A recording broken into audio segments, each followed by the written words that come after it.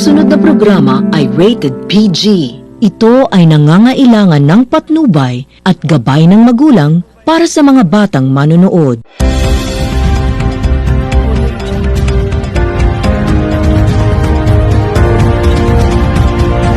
Magandang araw mga kababayan!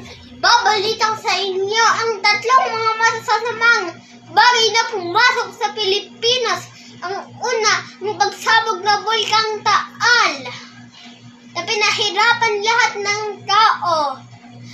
Habang hindi pa nakakabangon ang mga tao, biglang dumating naman ang COVID-19 na hanggang ngayon hindi pa rin natatapos, na maraming din nakasakit. Kaya mag-ingat din kayo.